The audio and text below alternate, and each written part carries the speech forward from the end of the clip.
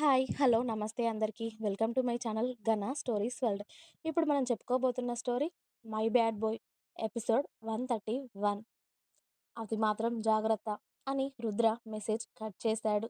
వేద శౌర్యని అడిగి అతడు ఏం సమాధానం చెప్తాడా అని ఆత్రంగా ఎదురు చూస్తూ ఉంటే, అలాగే వేదుగా నువ్వడిగినట్టే వెళ్దాం. కాకపోతే మన ఇంటికి దగ్గరలో ఒక పార్క్ ఉంది. అక్కడికి మాత్రమే. నీకు అలా ఓకేనా? అక్కడికైతే తీసుకెళ్తాను మరి. వస్తావా అక్కడికి? అని అడిగాడు శౌర్య. హా! వస్తాను బావా! అని వేద సంతోషంగా చెప్పడంతో చరణ్ మెల్లిగా ఏంటన్నయ్యా? నిజంగానే అంటున్నావా? అన్నయ్య ఇంట్లో లేడు. వేదుని బయటికి తీసుకెళ్తావా? ఇది అయ్యే పనేనా? అన్నాడు చరణ్ శౌర్యకి మాత్రమే వినిపించేలా. అన్నయ్య ఓకే అన్నాడురా. సెక్యూరిటీని ఇప్పుడే వెళ్ళి అక్కడ కాస్త చెక్ చేసి మనం వెళ్ళే వరకు అక్కడే ఉండమని చెప్దాం. మరీ ఇంతలా అడుగుతున్నప్పుడు బయటకి తీసుకెళ్ళకపోతే బాగోదు కదా! మనం ఉన్నాం కదా! అలాగే సెక్యూరిటీ కూడా ఉంటారు మన చుట్టుపక్కల అని శౌర్య అనడంతో, అలాగే అన్నయ్య. నేను వెళ్ళి సెక్యూరిటీని అక్కడ సెట్ చేసి, అలాగే మన వాళ్ళని అక్కడ ఉండమని చెప్తానులే అని చరణ్ వెళ్ళి సెక్యూరిటీతో మాట్లాడాడు. అలాగే సార్. మేము వెళ్ళి అక్కడ చెక్ చేసి, అలాగే మీరు వచ్చే వరకు కూడా అక్కడే ఉంటాం. అక్కడ అంతా చెక్ చేస్తాం అని సెక్యూరిటీ ఆల్రెడీ అక్కడికి వెళ్ళిపోయారు. ఇక మన వేద పాపని బయటకి తీసుకెళ్తాను అనడంతో సంతోషంగా లంచ్ చేసేసి కాసేపు రెస్ట్ తీసుకొని టాబ్లెట్స్ కూడా వేసుకొని సాయంత్రం చక్కగా రెడీ అయ్యి బయటకి వచ్చేసరికి చరణ్ శౌర్య కూడా రెడీగా ఉంటారు. వేదుగా వెళ్దామా అని. హా బావా అని వేద మెల్లిగా స్టెప్స్ దిగుతూ వస్తూ ఉంటే చరణ్ వెళ్ళి వేదని నెమ్మదిగా ఆమెను పట్టుకొని కిందికి వస్తాడు. రేయ్! రుద్ర లేడు. ఇప్పుడు మీరు బయటికి వెళ్ళడం అవసరమా? అది అడగడం సరే, మీరు సరే అని తల ఊపి తీసుకువెళ్ళడము సరే. ఇప్పుడు రుద్ర లేని సమయంలో బయటికి ఎందుకు వెళ్ళడం? లేని గొడవలు నెత్తి మీదికి ఎక్కించుకోవడం అవసరమా? అని మీనాక్షి గారు కోప్పడ్డారు కొడుకుల్ని, కోడల్ని. ప్లీజ్ అత్తయ్య అని వేద ఏడుపు మొహం పెడితే, ఏం కాదమ్మా, మేము ఉన్నాం కదా! అలాగే సెక్యూరిటీ కూడా ఉన్నారు. నువ్వు కంగారు పడకు. ఓ గంటలో వచ్చేస్తామమ్మా. పద వేదుగా అని వేదని బ్యాక్ సీట్లో జాగ్రత్తగా కూర్చోబెట్టి చరణ్ డ్రైవ్ చేస్తూ ఉంటే శౌర్య ఫ్రంట్ సీట్లో కూర్చున్నాడు. చాలా రోజుల తర్వాత బయటికి వెళ్ళడంతో మన అమ్మాయి గారు గ్లాస్ డౌన్ చేసి చల్లగాలి మొహానికి తాకుతూ ఉంటే ఆ కొద్దిపాటి జర్నీనే ఎంజాయ్ చేస్తూ ఉంటుంది. ఆల్రెడీ శౌర్య బాబు సెక్యూరిటీతో టచ్‌లో ఉన్నాడు. అక్కడ ఎలాంటి ప్రాబ్లము లేదు. ఒక 10 మంది వరకు జస్ట్ వాకింగ్ చేసేవాళ్ళు, చిన్న పిల్లలు మాత్రమే ఉన్నారు అని చెప్పడంతో పార్క్ ముందే వెహికల్ ఆపడంతో శౌర్య వేదని జాగ్రత్తగా కార్ కిందకి దింపి ఆమెతో పాటు శౌర్య లోపలికి వెళ్తూ ఉంటే, నేను కార్ పార్క్ చేసి వస్తానన్నయ్య. మీరు పదండి అనగానే వేద అక్కడ ఉన్న చిన్న పిల్లల్ని చూస్తూ వాళ్ళు ఉయ్యాల ఊగుతూ ఉంటే వాళ్ళని సంతోషంగా నవ్వుతూ చూస్తూ శౌర్య వైపు చూసింది ఒక్కసారి. వేదుగా నువ్వెలా చూసినా నేను నిన్ను ఇక్కడికి వరకు తీసుకురావడమే గొప్ప. చాలా గొప్ప అయిపోయిందిరా. నువ్వింకా అలా ఆటలు, ఉయ్యాలలు అన్నావనుకో, మా అన్నయ్య నన్ను తమ్ముడు అని కూడా చూడకుండా చంపి పారేస్తాడు అన్నాడు శౌర్య వేద వైపు చూడకుండానే. ఛీ! మీ అన్నదమ్ములంతా వేస్ట్. ఎవ్వరూ లేరు తెలుసా? నేను ఇప్పటి వరకు మీ అన్న ఒక్కడే బ్యాడ్ బాయ్ అనుకున్నాను.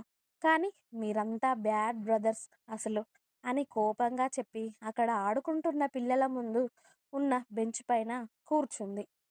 పచ్చగా ఉన్న గడ్డిలో పిల్లలు అంతా ఆడుకుంటూ ఉన్నారు. ఆ సాయంకాలం వేళ చల్లగాలికి సూర్యుడు వెళుతూ చంద్రుడికి స్వాగతం చెప్తున్న వేళ 6, 6:30 సమయం అది. చరణ్ రాగానే వేదు వాకింగ్ చేస్తానని ఇలా కూర్చున్నావేంటి? ఇలా రా వాకింగ్ చేద్దువు గాని అని వేద చేయి పట్టి లేపి అక్కడ ఉన్న పచ్చని చెట్ల మధ్య ఆమెను కాసేపు వాకింగ్ చేయిస్తాడు చరణ్. అప్పుడే కరెక్ట్‌గా అదే టైంకి పెద్ద పెద్ద కార్లు చాలా స్పీడ్‌గా వచ్చి ఆగాయి.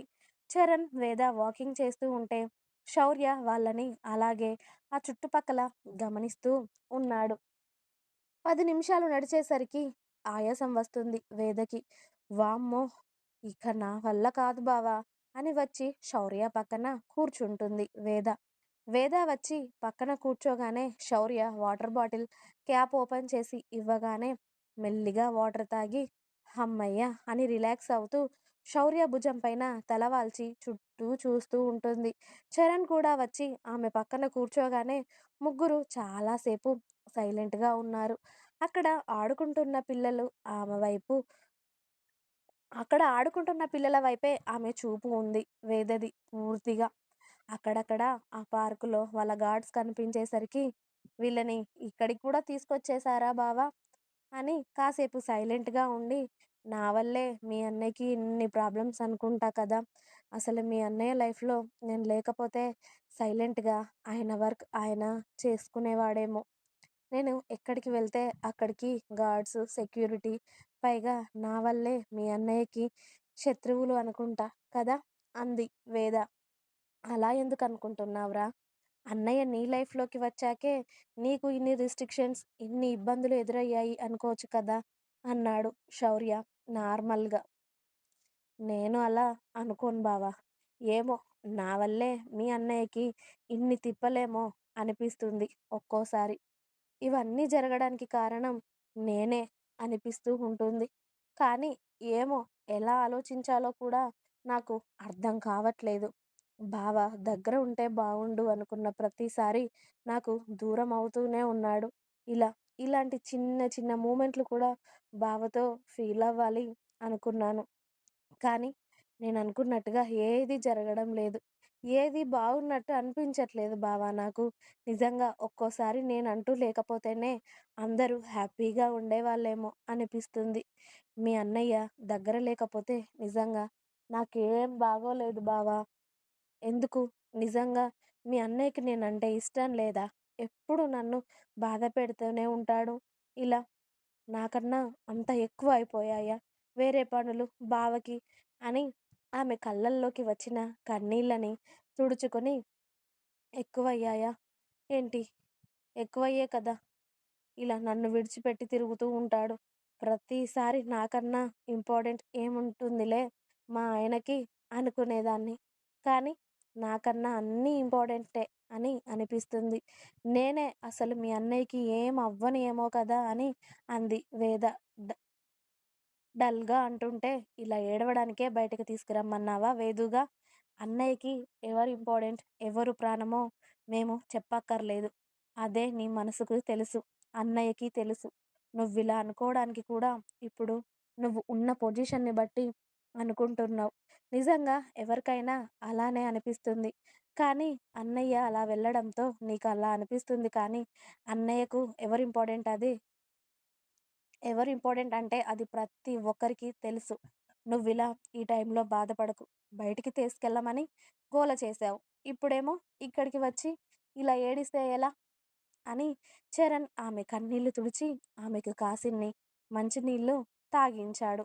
అప్పుడే పార్కు చుట్టూ వచ్చిన 5 కార్లల్లో నుండి మనుషులు పుట్టల్లా దిగుతూ ఉంటే సెక్యూరిటీకి అనుమానం వచ్చి వాళ్ళు పెట్టిన సెక్యూరిటీ అందరూ ఆ కార్ల దగ్గరికి వెళ్తూ ఉంటే డైరెక్ట్‌గా ఆ కార్లల్లో వచ్చిన వాళ్ళు సెక్యూరిటీపై అటాక్ చేయడం మొదలుపెడతారు.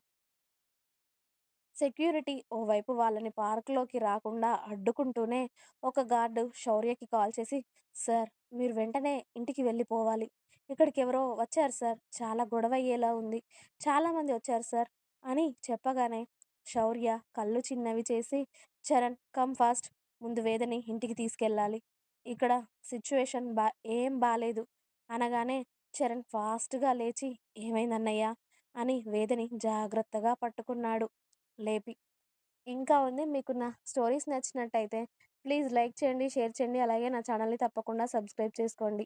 Please subscribe my channel 'Ghana stories world'. Thanks for watching my video. By by. Please like, share and subscribe.